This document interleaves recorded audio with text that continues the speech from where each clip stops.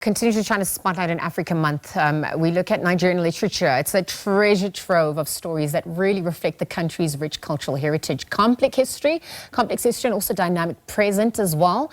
On any occasion when the words Nigeria and literature are spoken of in the same sentence, it is inevitable that three writers are mentioned: Chinua Achebe, Wole Soyinka, and Chimamanda Ngozi Adichie, where Professor Ainehi Edoro Glines is a Nigerian writer, critic, and academic as well. She's the founder and publisher of the African literary platform Brittle Paper. She's currently an assistant professor of global Black literatures at the University of Wisconsin-Madison, and joins us virtually this morning discussing Nigerian literature, perhaps how it's also gained popularity over the years and the impact that it's had for the African continent and the diaspora at large. Prof.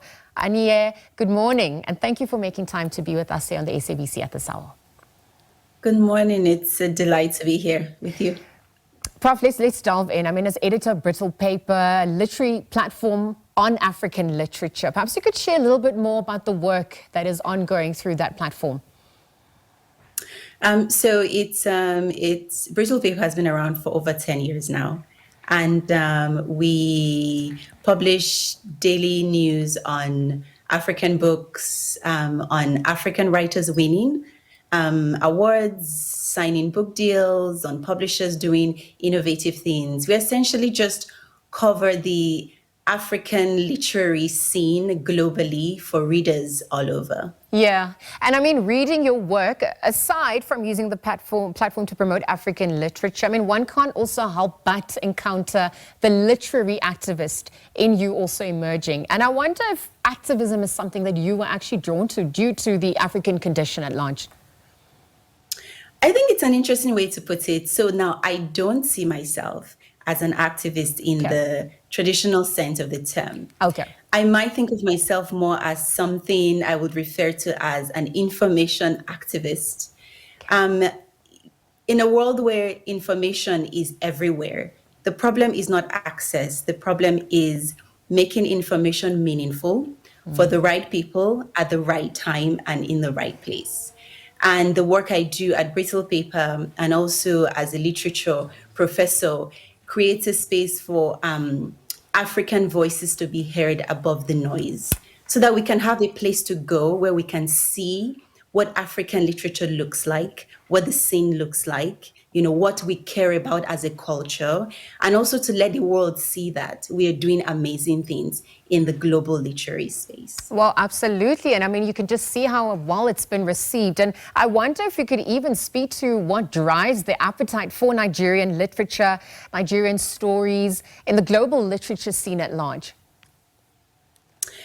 I mean, I would say that Nigerian writers historically have always been defined by a certain kind of authenticity. So imagine a book like Things Fall Apart. You know, Achebe stunned the world by weaving this beautiful story rooted in indigenous Igbo ideas about politics, about cosmology, philosophy. And there's something that felt so true and beautiful in a way that other African worlds connected to. You know, and I think that Nigerian writers have sort of kept that that legacy, and there's a kind of deep appreciation and love and rootedness in Nigerian worlds that allows them to tell stories that readers everywhere just fall in love with.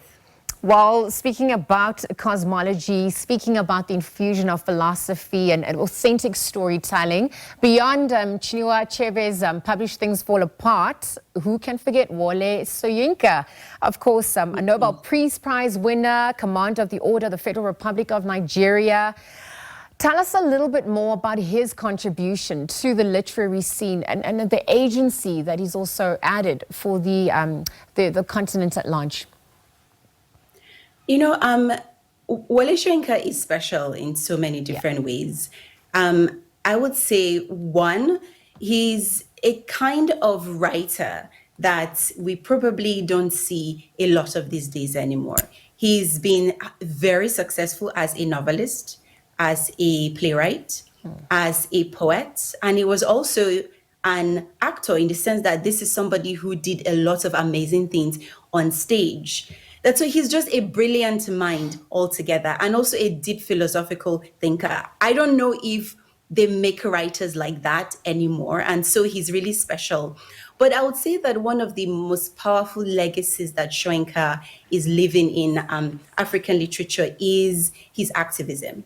That Yeah. he's a writer who has always seen art as a space to speak out, to fight against power, no matter how, you know, big or lethal they are. He's somebody who is just a fierce fighter. And for him, literature, storytelling is one of the most powerful tools you can use to fight against power. And so that kind of deep strain of activism in literature is something that, I think Soyinka has done beautifully. And that I see kind of entrenched in Nigerian literature. And beyond their contribution, there's also Ben Okri, who can forget him. But if we also look at some of the female contributors, I mean, I stand to be corrected, but Chimamanda Ngozi Adichie is arguably one of the most successful writers working today. She's been sampled by Beyonce. Tell us a little bit more about her impact. So, she was sampled by Beyonce in 2013, and a lot has happened since 2013, and her impact in the culture has continued to grow in leaps and bounds. I mean, she was just recently at the Met Gala, not just as an attendee, but as one of the as a member of the host committee, alongside people like Simone Biles, Tyler. In fact, that. So, if we define success by visibility, I would say, arguably, Chimamanda Adichie might be the most visible African writer. In fact, one of the most visible writers in the world, period. Right? Yeah. But Adichie has sort of come, she's part of this new, I wouldn't say, maybe she's not that new anymore, but she was at the beginning of a shift in African literature worldwide. Yes. That kind of brought this global visibility for African writing, especially in a digital space. And also, Adichie is special in the sense that she's also created a powerful anthem for African feminism, right? African feminism has always been powerful in academics, in literature, but I would say that Adichie is the one who made African feminism viral into this massive global phenomenon where millennials, Gen Zers saw themselves as finding a voice in her work. Yeah, and Prof, I'm actually reading Dream Count right now, and that's definitely one of her latest books. So I'm excited to see how that ends. But I think we need to wrap up very quickly. If we're looking at the evolution of the African literature scene at large, what are those common misconceptions that, can be dispelled? And even if we're looking at some of the more emerging, contributors to the culture at large, who would you include on that list as we conclude? I would say for the younger writers who are really pushing the boundaries, I would say I would start with somebody like Akweke Emezi, right? Okay.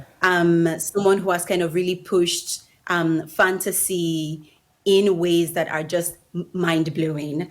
I would put in that list Chukwu Ebuka Ibe. I would also put in that list Anikayode Somtochukwu and I would say Elowosa Osunde. These are all people who they are very young and they are doing amazing things with storytelling and with world building. All right, Nigerian literature journey and culture being explored this morning and this Africa Month. Thank you so much, Prof. Ainehi Edoro Glines, for joining us, editor of Brittle Paper. Just sort of recapping, of course, the importance of telling those stories, the impact that it's had for the continent and the diaspora as well, and looking at the future endeavors as well through some of the emerging artists.